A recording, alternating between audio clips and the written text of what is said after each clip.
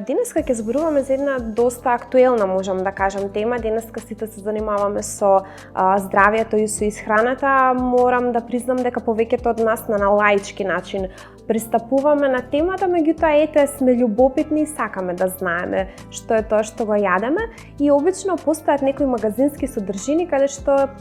се спомнуваат листа на намирници кои што се најздрави, кои што треба да ги јадете и така натаму. И сега за тоа е и поводот на вашето гостување денеска во емисијата Женски магазин, да објасниме дали впрочем постои воопшто во науката со која што се занимавате нешто такво како универзален прирачник за исхрана и храна која што е добра во сите ситуации за секој еден човек на планетава. Секако дека постои храна која што може да ја конзумира секој во одреден период од својот живот, тоа се сировото овошје и зеленчук, понатаму мешумките како гравот, грашакот, леќијата, боранијата, житарките, интегралните житарки, семињата и јатките. Секако тука влегува и маслиновото масло или растителните масла кои што се ладно цедени и рибата. Тоа се практично намирници кои што може секој индивидуум да ги конзумира доколку нема здравствен проблем и треба да бидат конзумирани во текот на целата година за да се осети нивниот бенефит. Сите овие производи кои што ги напоменав содржат здрави масти, содржат здрави протеини, содржат растителни влакна, витамини и минерали кои што се погодни за целокупното наше здравје и организам, првенствено за кардиоваскуларниот систем, понатаму за дигестивниот систем и за добра енергија во нашиот организам. Исто така, вие нутриционистите работите и со прилагодени програми, персонализирани за секој клиент. Што опфаќаат тие и кои параметри обично ги следите кога клиент ќе ви се обрати да му направите прилагодена програма за исхрана? Дали се тоа некои здравствени, хронични болести што се следат, крвна слика? Како изгледа тоа? Еве да ни опишете.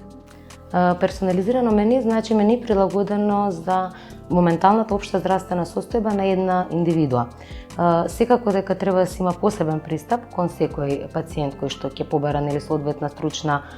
помош од нас и од што зависи тоа нели персонализирано меню. Повеќе фактори придонесуваат за подготовка на едно вакво меню, практично полот, возраста на пациентот, понатаму физичката активност на пациентот, моменталната здравствена состојба, понатаму лабораториските исследувања во моментот кога сака лицето да биде подложено на персонализиран начин на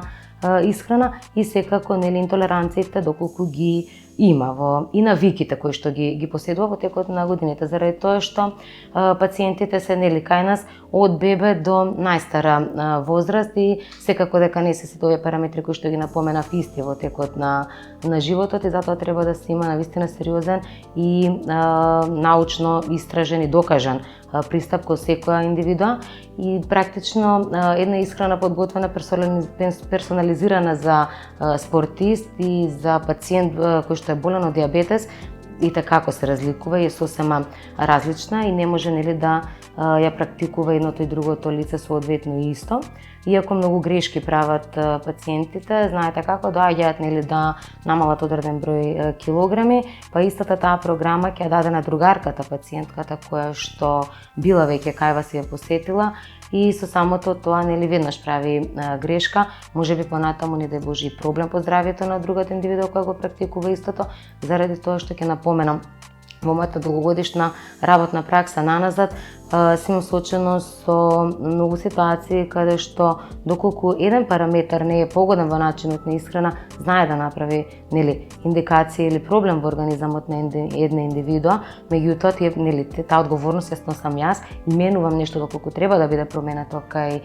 пациентот, никако друг да го нели да се придржува и да го држи истото меню заради тоа што навистина трајно може да направи последици по здравјето и по организамот, несвесно и не сакајќи, сметајќи дека да ова едноставна диета, напишала нели Билјана пар нели производи и дневни оброци, секој може истите да ги држи. Верувајте дека има зошто кај некого сум напишала 5 пати во денот дека треба да јаде, зошто кај некого 3 пати. Тоа е навистина, позади тоа стојам комплетно одговорно, значи и само за тоа одговарам, а не за сите оние нели копи-пейст менија кои што сум ги напишала и држат повеќе од луѓето кои што впрочем и не ја познаваат и не биле кај мене. Исто многу често во јавноста се споделуваат некои практики со земање на суплементи. Сега исто така и тука се вметнуваат некои како универзално важечки правила, не знаеме дали се универзално важечки правила, нели треба тоа струката да го каже, дека не знам, витамин D е потребно да се зема во зимскиот период кога е отсуството на сонцето забележително, витамин С исто така треба да се зема кога концентрациите на загадување на воздухот се поголеми и така некои како мантри се повторуваат во јавноста, изјави и тези кои што ги даваат луѓе кои што можеби и ете така не стојат научно зад своите ставови, па вас сакав да ве прашам кој е вашиот став за суплементацијата? Дали таа треба да се земе на своја рака? Дали може и треба да си отидеме лесно во аптека да си побараме суплементче, да си го добиеме без никаква рецепта и да си го употребуваме на своја рака или тоа сепак има некои нус ефекти? Навистина многу актуелно и интересно прашање. Се некако повеќе од пациентите кои што доаѓаат кај мене се повеќе на суплементација отколку на здрава исхрана. Суплементите не се бомбони, па и да се бомбони треба да имаме ограничено и контролирано внесување на истите. Суплементацијата според мене е дозволена само доколку има дефицит во организмот од одреден хранен нели производ, односно витамин или минерал, и само тогаш е оправдано, меѓутоа тоа да биде строго контролирано од стручно лице, или дали тоа е по препорака од нутриционист или од доктор, никако на своја рака и своеволно да си влезете во аптека и да си купите нели суплемент кој што вие сметате дека во моментот ви фали, само заради тоа што сте осетиле нели денеска вртоглавица, слабост или сте снемале енергија. Суплементите според мене треба да бидат строго контролирани од нели стручното лице, меѓутоа и да се разбуди тука само свеста на пациентот, оној кој што сака да посегне по суплементација. Од вишокот на витамини и минерали во нашиот организам знае да направи проблем со црниот дроб, бубрезите и понатаму нели да контраиндицира со одредени лекови кои што вие тековно во текот на животот заради некоја патологија во вашиот организам ги земате, нели? Си имате одредена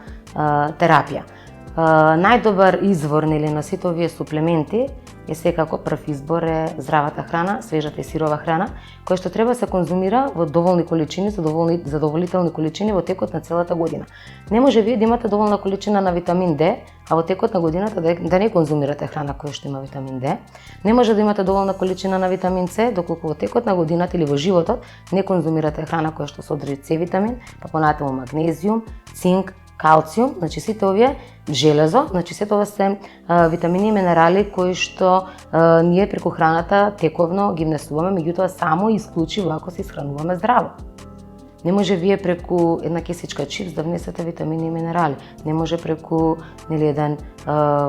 брзо подготвен бургер да внесете доволна количина на витамини и минерали преку некои нели индустријски добиени производи кои што секојдневно за жал не узурпираат и не бомбардираат од сите страни и затоа ние потоа посегнуваме по суплементите што е полесниот начин на внес на некој макро или микроелемент во нашиот организам. Многу е полесно вие да се напиете 2000 интернационални единици D витамин отколку да исконзумирате храна денеска која што содржи витаминот D. Практично треба да ја купите, да ја подготвите па да ја исконзумирате. Некако станавме, морам да напоменам,